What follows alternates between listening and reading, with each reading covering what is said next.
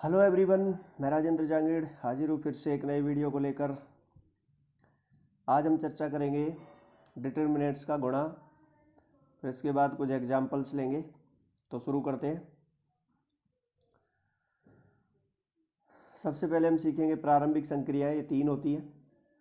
प्रारंभिक संक्रियाओं में पहली है किन्हीं दो पंक्तियों को आपस में बदलना या किन्हीं दो स्तंभों को आपस में बदलना।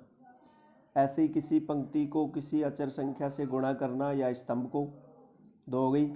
ये तीसरी है किसी पंक्ति को अचर संख्या से गुणा करके अन्य पंक्ति में जोड़ना या स्तंभ को अचर संख्या से गुणा करके अन्य स्तंभ में जोड़ना। तो ये 3 प्रारंभिक संक्रियाएं अच्छी तरह देखें इनको।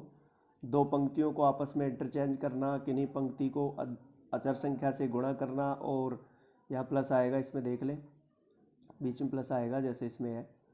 किन्हीं पंक्ति को किसी पंक्ति को के से गुणा करके अन्य पंक्ति में जोड़ना।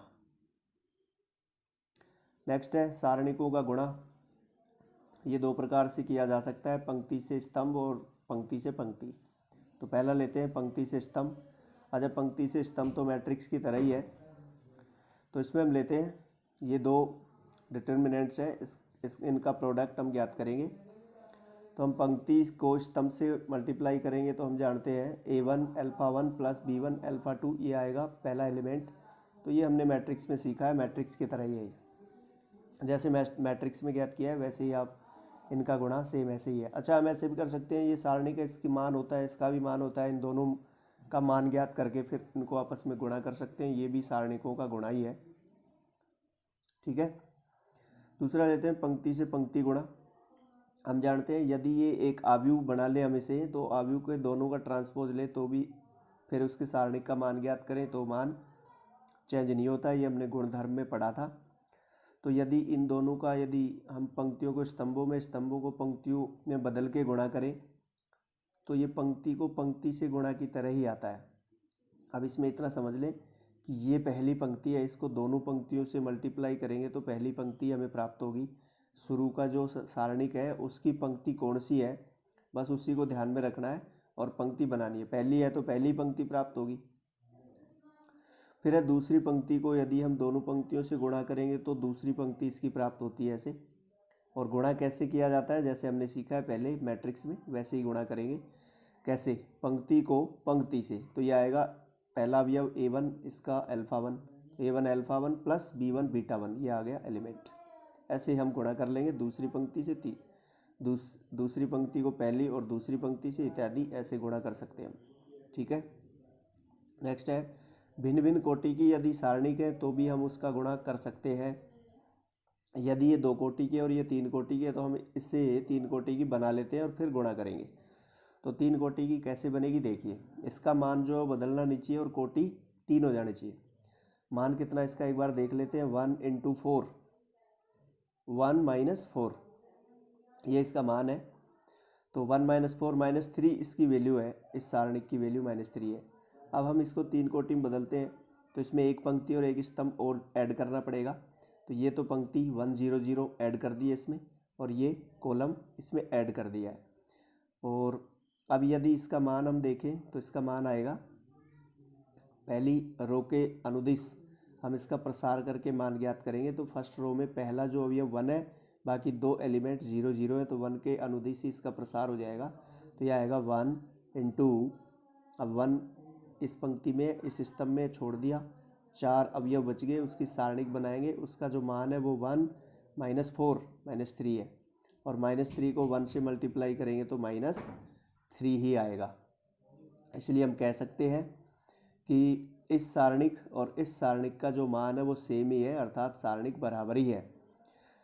तो हमने इसकी कोटि बढ़ा दी है, पहले 2 कोटि थी, अब 3 कोटि हो गई, अर्थात इसके बराबर हो गई। अब दोनों का मल्टीप्लाई कर सकते हैं, और मल्टीप्लाई हमने पीछे सीखा है, पंक्ति को पंक्ति से या पंक्ति को स्तंभ से, मैट्रिक्स की तरह भी कर सकते हैं या पंक्ति पंक्ति से गुणा भी कर सकते हैं। तो ये गुणा हमें प्राप्त हो जाएगा। एक बार थोड़ा बता देता हूँ कैसे। यदि हम पंक्ति को स्तंभ से गुणा करते हैं तो 1 + 0 + 0 तो 1 आएगा। कैसे? ये 1 है, इसको 1 से, ये 0 है, इसको 2 से, फिर ये 0 है, इसको 1 से मल्टीप्लाई करके जोड़ देते हैं तो क्या आएगा, 1 ही आएगा फाइनली। ठीक है, ऐसे ही इस पंक्ति को इस स्तंभ से मल्टीप्लाई करेंगे, 2 इंटू 1 तो 2 आ जाएगा, प्लस ज़ीरो तो फाइनली क्या आएगा, 2 ही आएगा। ऐसे तो ये हमें सारणिक प्राप्त होगी। फिर इस सारणिक का प्रसार करके मान भी हम ज्ञात कर सकते हैं, जो कि 9 आ रहा है। ठीक है, अब हम लेते हैं कुछ एग्जाम्पल्स। लिखा हुआ है पहला, ये 9वां एग्जाम्पल है बुक में। सारणिक ये है, इसका मान बिना विस्तार के ज्ञात कीजिए। मतलब हमें विस्तार नहीं करना है, प्रसार करके मान नहीं ज्ञात करना है, बिना प्रसार के ही ज्ञात करना है। तो सीधी सी बात है, जब हम बिना प्रसार के मान ज्ञात कर रहे हैं तो हमें गुणधर्मों का सहारा लेना पड़ेगा। हमें गुणधर्मों के प्रयोग से ही इसका मान ज्ञात करना होगा। गुणधर्म हमने सीखे हैं वो 10 हैं, पीछे के वीडियोज़ में मैंने पढ़ाए हैं। यदि आपने नहीं देखा वीडियो तो उसको देख लें, तभी ये समझ में आएंगे क्वेश्चंस वगैरह।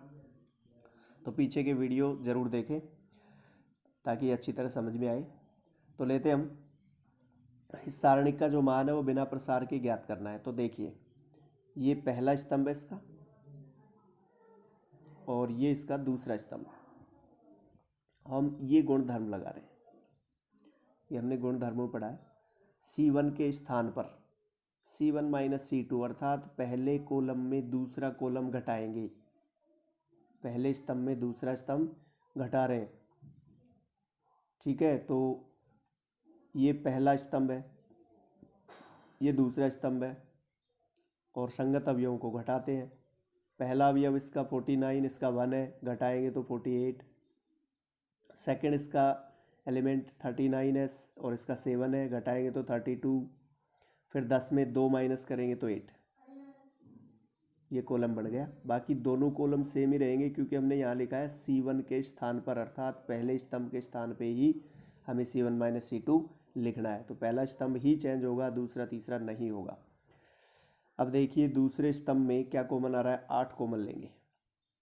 अब 8 कॉमन आ रहा है तो 8 बाहर आ जाएगा। ये हमने गुणधर्म में पढ़ा है कि बाहर गुणा में ले लेते हैं इसे। एक ही पंक्ति में या एक ही स्तंभ में कुछ कॉमन आ रहा है तो उसको हम बाहर ले लेंगे।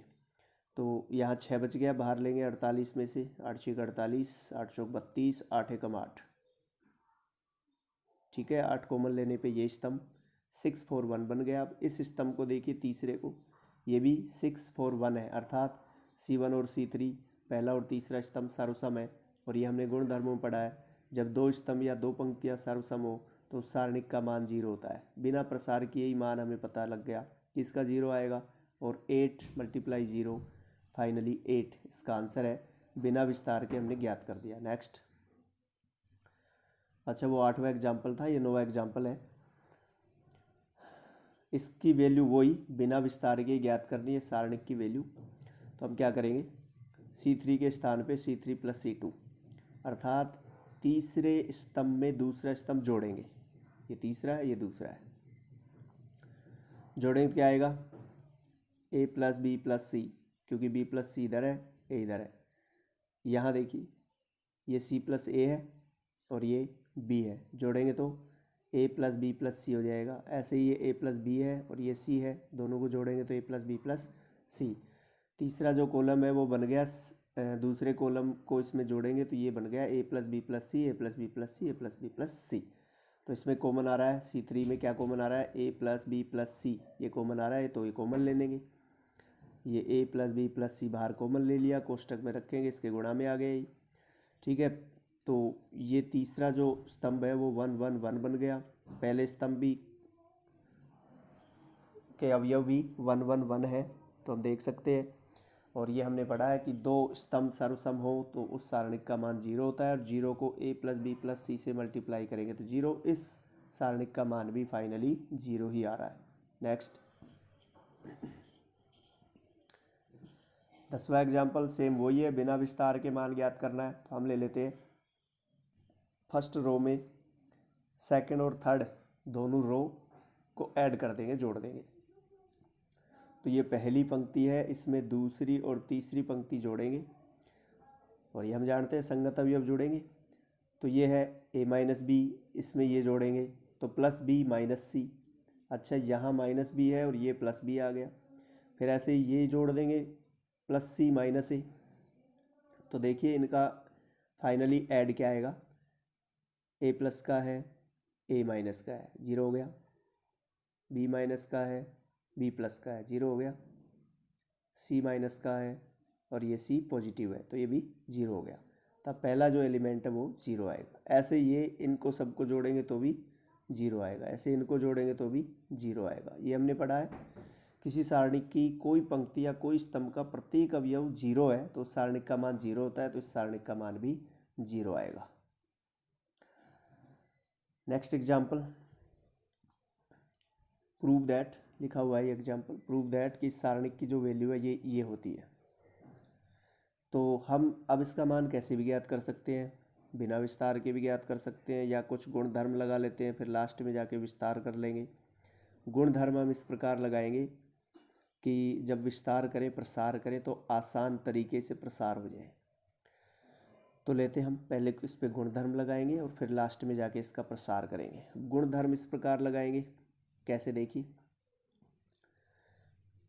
हम गुणधर्म इस प्रकार लगाएंगे कि इसकी जो किसी एक पंक्ति या किसी एक स्तंभ के अधिकतर अवयव शून्य बन जाए। तो बना लेते हैं शून्य। कैसे, अब पहला स्तंभ देखो 1 1 1 है, तो हम क्या करेंगे, इसकी कोई दो एलिमेंट जीरो बना लेते हैं। कैसे, पहली पंक्ति में से दूसरी पंक्ति घटा दो और दूसरी पंक्ति में तीसरी पंक्ति घटा दो। तो ये पहली पंक्ति है, इसमें दूसरी पंक्ति घटा देते हैं तो क्या आएगा, पहली पंक्ति के स्थान पे रखेंगे उसे। तो 1 में 1, ये 1 है, ये 1 है, घटाएंगे जीरो।